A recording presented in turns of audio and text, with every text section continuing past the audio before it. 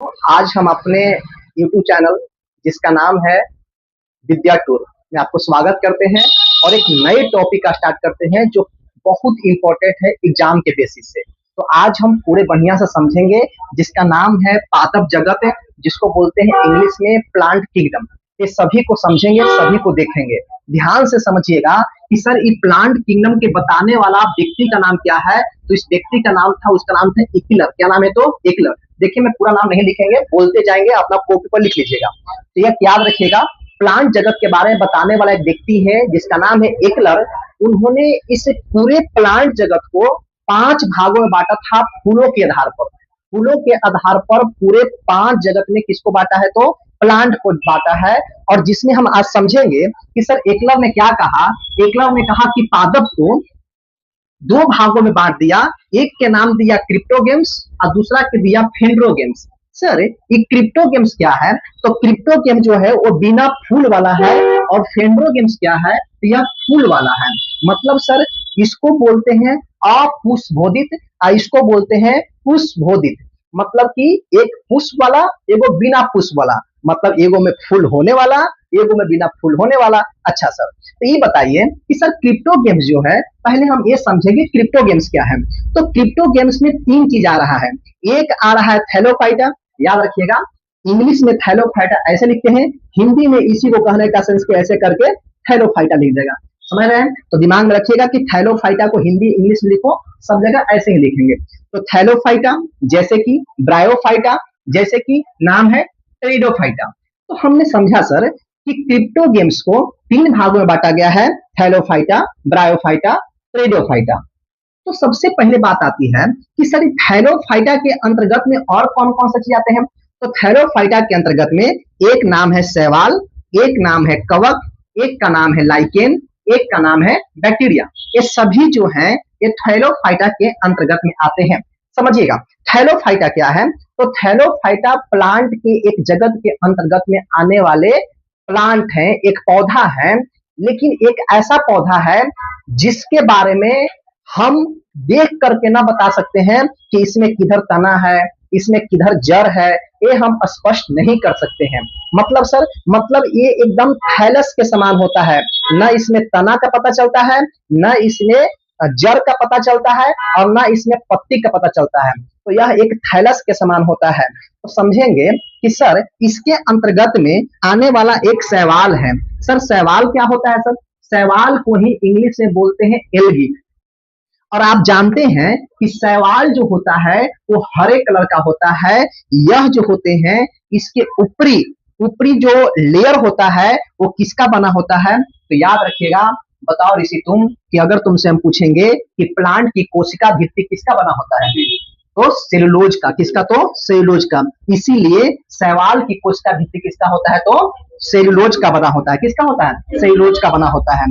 अब हम बात करते हैं सर कवक के बारे में। सर ये कवक क्या है? सर सुनिए ना, कवक जो है ना ये मृतोपजीवी होता है। मृतोपजीवी मतलब सर, मृतोपजीवी मतलब कि जो चीज मरा हुआ होता है उस पे अपना जीवन को व्यतीत करता है। अच्छा, जैसे कि आप कभी देखे हैं कि रोटी अगर बना के रख दिए हैं, 3 दिन छोड़ दिए, 3-4 दिन, तो उसके ऊपर व्हाइट व्हाइट व्हाइट व्हाइट आ जाता है। कुछ लोग तो उसको हटा के खा जाते हैं, लेकिन खाने कहता है जी नहीं, उस पर क्या होते हैं? कवक आते हैं, उसी को फंगी कहते हैं। और कई बार एग्जाम पूछता है कि कवक की कोशिका भित्ति किसका बना होता है? तो उसका नाम है काइटिन का। किसका? तो काइटिन का। आप लोग जानते हैं कि कवक की कोशिका भित्ति काइटिन का बना होता है। ओके, तो याद रखिएगा ये जो होते हैं ये प्रकाश संश्लेषण के द्वारा भोजन को बना लेते हैं अपना। लेकिन यहां समझेंगे कि सर ये लाइकेन लिखे हैं, ये लाइकेन क्या है सर? तो जानते हैं यह सहजीवता को प्रदर्शित करता है। सहजीवता मतलब सर, सहजीवता मतलब कि जब 2 लोग एक दूसरे से मिल करके काम करें। जैसे कि हम और हमारी पत्नी जी, मान लीजिए कि हम और हमारी पत्नी है, तो हम एक दूसरे के सहजीवता हैं। तो सहजीवता कैसे हो गए? जैसे कि अगर देखा जाता है तो आप जानते हैं कि जो मेल लोग होते हैं वो बाहर काम करते हैं, जो फीमेल लोग जो होते हैं वो घर में खाना बनाती है। तो ये बताइए, अगर मेल लोग खाना को अगर ना बनाए, सॉरी, मेल लोग अगर कमा करके ना लेकर के आए, तो क्या फीमेल खाना बनाएगी? नहीं बनाएगी। इसका मतलब मेल का काम क्या है? भोजन जो बनने वाला चीज है उसको ले करके आना और किसको देना, अपने वाइफ को देना, और वाइफ क्या करेगी, वो भोजन को बना देगी। तो इसका मतलब क्या हुआ, दोनों एक दूसरे से सहजीविता के रूप में काम कर रहे हैं, दोनों एक दूसरे से आधारित है एक दूसरे पर। वो चाह रहे हैं कि अगर हम दोनों में से कोई अकेले हो जाएंगे तो किसी का भोजन पेट भरने वाला नहीं है। इसीलिए जब पति और पत्नी मिल रहे हैं तो उसी को क्या कह दिया जाता है, तो उसी को सहजीविता कहा जा रहा है। तो समझिएगा करते हैं, तो सबसे पहली बात आती है कि सर क्या आपने लाइकेन देखा है? तो हाँ, हमने भी लाइकेन देखा है और मुझे पता है कि लाइकेन को आपने भी देखा है। जैसे कि गांव में आप देखे होंगे तो गांव में जो चापाकल होता है उसके आसपास में काई बढ़ जाता है। काई मतलब कहने का नहीं, ग्रीन ग्रीन ग्रीन ग्रीन होता है, हरा हरा टाइप का, जिसपे आप जाते होंगे तो आपकी मम्मी पापा कहते होंगे अरे आराम से जाइए न तो पैरवा फिसल जाता हो। तो वो एक प्रकार का लाइकेन ही होता है और वो वहां पे होता है जहां पे साफ सुथरा हो, जहां का वहां के एरिया साफ सुथरा नहीं बोल रहे हैं, जहां के वातावरण साफ सुथरा के बारे में बोल रहे हैं। जैसे कि आप कभी शहर में नहीं देखे होंगे, ये गांव में ही देखे होंगे, क्योंकि शहर में इतने पोल्यूशन है, इतने पोल्यूशन है क्योंकि लाइकेन नहीं हो पाता है। इसीलिए लाइकेन को जीव सूचक कहा जाता है कि जहां पे प्रदूषण नहीं होते हैं वहां पे लाइकेन उग पाते हैं, और जहां पे प्रदूषण होते हैं वहां पे लाइकेन का निर्माण नहीं हो पाता है। कहीं कहीं दीवार उवार में भी हरा हरा देखे होंगे तो भी एक प्रकार का लाइकेन है। आपको पता होना चाहिए कि सर लाइकेन ही है ना जो अम्ल और क्षार में विभेद करने काम करता है। मतलब सर अम्ल और क्षार में विभेद करने का मतलब क्या होता है, मतलब कि कौन अम्ल है और कौन क्षार है, क्योंकि लाइकेन जो होता है वो अम्ल और क्षार में अपने रंग को बदलने का काम करता है। आप लोग सुने भी होंगे कि अम्ल में जो होता है वो क्या करता है, मैडम बताइए कि अम्ल में क्या करता है लाइकेन, सूचक के रूप में, किस रूप में, मतलब नीला को लाल में करता है कि लाल को नीला में करता है, तो नीला को लाल में करता है, और यही क्षार में आते हैं तो लाल को नीला में कर देता है। तो यह अम्ल और क्षार के सूचक के रूप में भी कार्य करता है। तो हम लोग जानते हैं कि लाइकेन जो है वो सहजीविता प्रदर्शित कैसे करती है, हम आपको पति पत्नी सिलेक्ट करके आपको भी हम दिखा दिए थे। दूसरा बात करते हैं कि सर ये आपने बैक्टीरिया लिखा है, ये बैक्टीरिया क्या है? अरे भैया बैक्टीरिया क्या है, सब लोग जान रहा है कि बैक्टीरिया जो होते हैं वो नग्न आंखों से नहीं दिख पाते हैं, वह एक सेल से बना हुआ जीव होते हैं। लेकिन बहुत बड़ी बात यह होता है कि बैक्टीरिया के ऊपर में भी कोशिका भित्ति होता है, और वो कोशिका भित्ति जो बना होता है वो पेप्टिडोग्लाइकोन का, पेप्टिडोग्लाइकोन। कई बार क्वेश्चन पूछा है, आप लोग याद रखिएगा कि बैक्टीरिया की कोशिका भित्ति किसका बना होता है, तो पेप्टिडोग्लाइकोन, पेप्टिडोग्लाइकोन।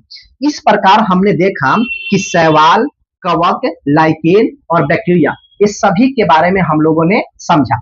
एक बात और समझिएगा थोड़ा सा कि सर इस शैवाल के अंतर्गत में कुछ आपने एग्जाम्पल लिखा है, क्या यह एग्जाम्पल हमको शैवाल में मारना है या थैलोफाइटा में मारना है?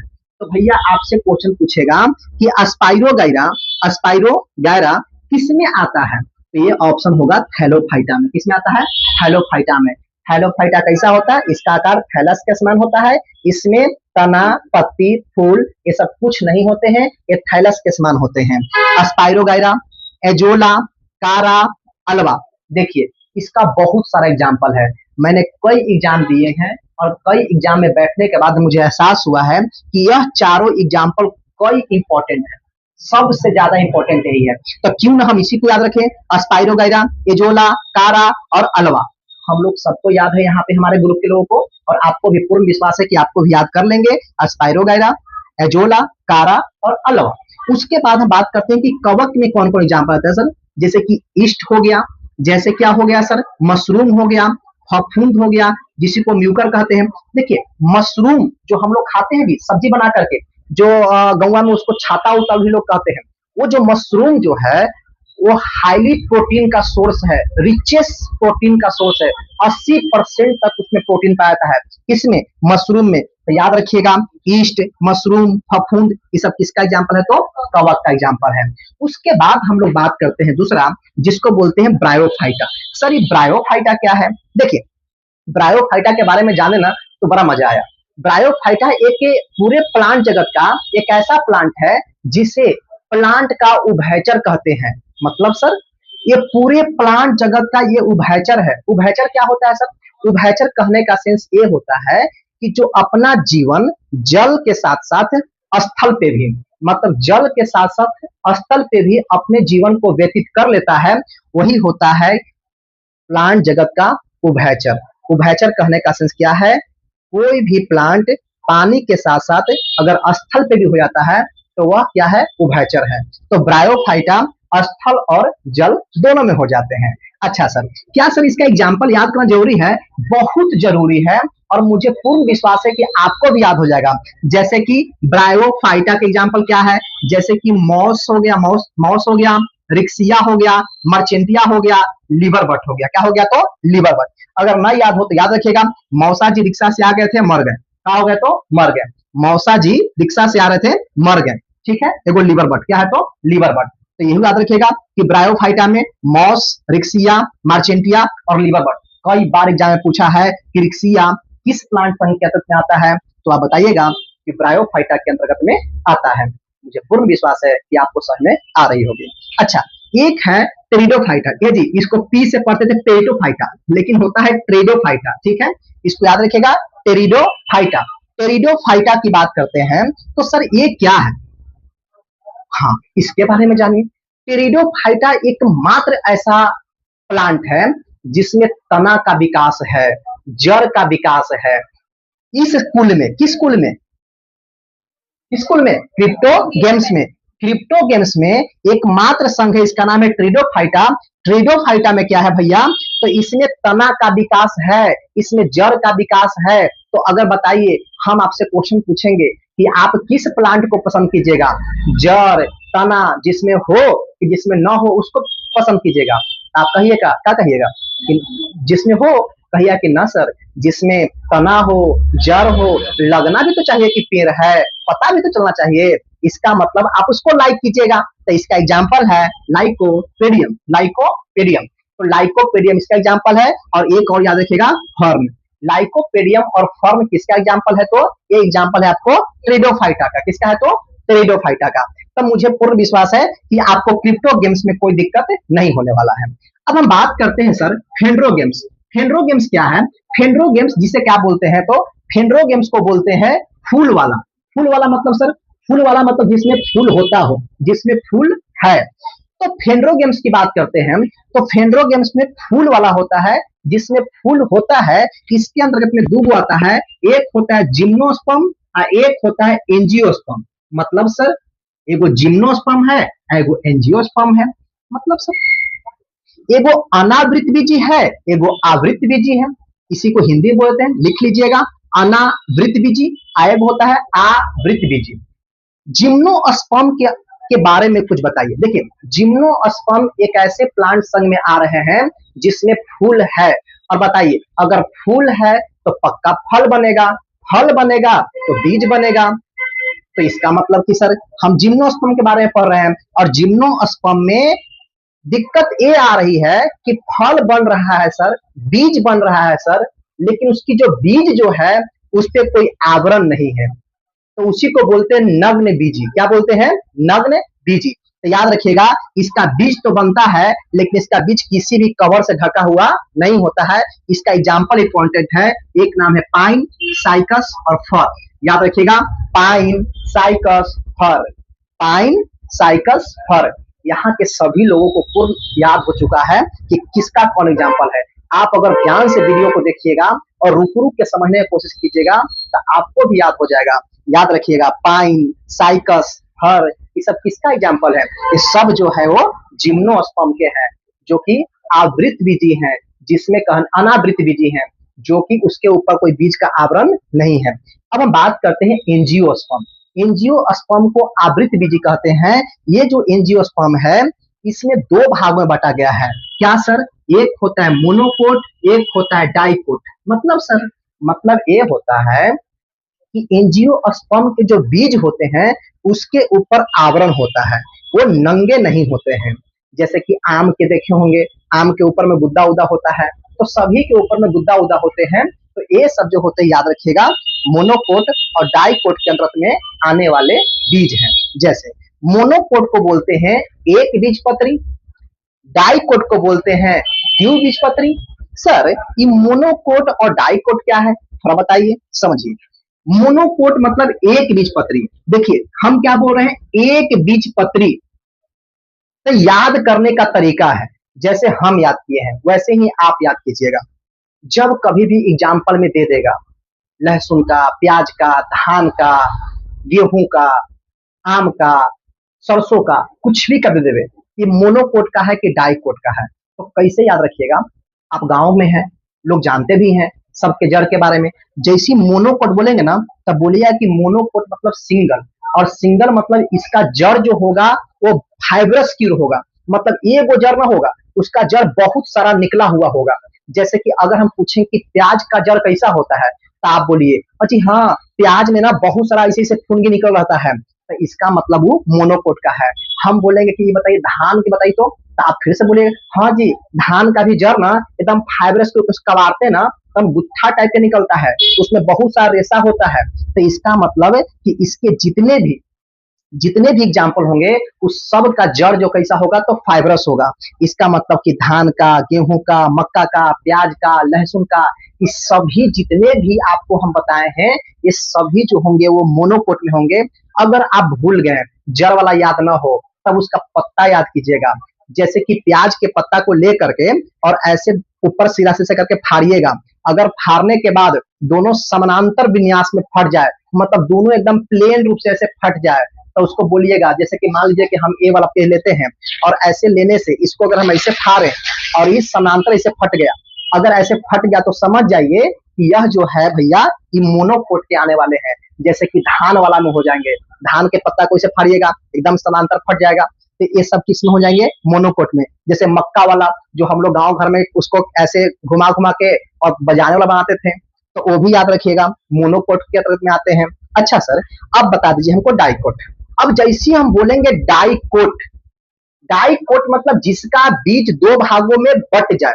इसका बीज को आप दो भागों में नहीं बांट सकते हैं बराबर भागों में, लेकिन इसका बीज को दो भागों में बांट सकते हैं। सर डाइकोट के अंतर्गत में क्या होते हैं सर, तो डाइकोट जैसी बोलेंगे इसका मतलब दो गो अलग अलग, लेकिन आप बोलिए कि डाई तो इसका जड़ होगा सिंगल, जड़ होगा एगो। जैसे कि सरसों के कबाड़िए तो उसका जड़ कैसा, एकदम सीधा। जैसे कि आम, जामुन, ये सब का जड़ जो होते हैं एकदम देखिएगा सीधा सीधा जाएगा, इधर उधर निकलेगा, लेकिन मोटा मोटा सीधा फाइबरस के रूप में नहीं होगा वो, ठीक है, इसका जड़ एकदम फाइबर के रूप में होगा। जैसे कि चना का हो जाएगा, चना को भी ऐसे कबाड़िए एकदम सीधा निकलेगा। तो क्या समझे कि जिसका जड़ एकदम सिंगल हो वो डाइकोट, जिसका जड़ फाइबरस के रूप में हो वो मोनोकोट। सर तो आम, जामुन, जैसे कि सरसों, ये सब क्या डाइकोट में है? हाँ, ये सारा के सारा जो है डाइकोट में है। जैसे कि अच्छा सर ये बताइए, आपने तो इसका पत्ता के बारे में बताया था कि उसको फाड़ने के बाद समानांतर फटता है, तो यह मोनोकोट है। तो डाइकोट में बताइए, एकदम इजी है दोस्त। अगर डाइकोट जैसे कि आम के पत्ता के लीजिएगा आप और उसको फाड़िएगा, तो जैसे ही इसको ऐसे फाड़िएगा ना, तो समानांतर नहीं फटेगा, रेक्टेंगुलर फटेगा। रेक्टेंगुलर कहने का मतलब क्या, कभी ऐसे, जैसे कि मान लीजिए कि अगर यही पेज है, इसको हम लिए तो ऐसे फट गया, फिर ऐसे, फिर ऐसे, फिर एने, फिर एने, मतलब कि ये जो है ये समानांतर रूप से नहीं फटेगा, मतलब जैसे मन तैसे फटेगा, ऐसे ऐसे ऐसे ऐसे फटेगा। अगर ऐसे ऐसे फट रहा है तो हम समझ में आ जाएगा कि सर वो जो है वो डाइकोट के अंतर्गत में आते हैं। तो एक बात आपको समझ में आ गया होगा, मोनोकोट और डाइकोट दोनों में अंतर स्पष्ट करने भी आ गई होगी।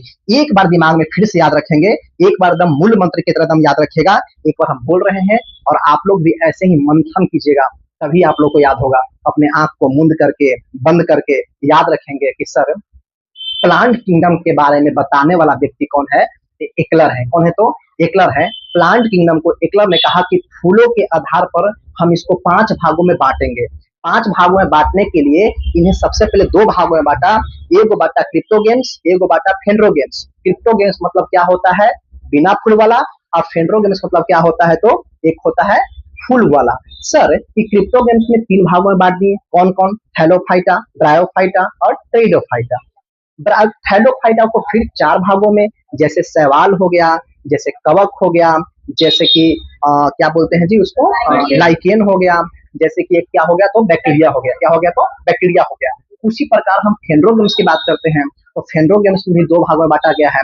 जैसे कि एक होता है जिम्नोस्पर्म, एक होता है एंजियोस्पर्म। हम जानते हैं कि एंजियोस्पर्म को दो भागों में, एगो बात गया मोनोकोट, एगो होता है डाइकोट। इस सभी के एग्जाम्पल याद रखेंगे, सब के बारे में याद रखिएगा। अगर ये बात आपको समझ में आई होगी, वीडियो समझ में आया होगा, तो आप लाइक कीजिएगा, सब्सक्राइब कीजिएगा और बस। धन्यवाद।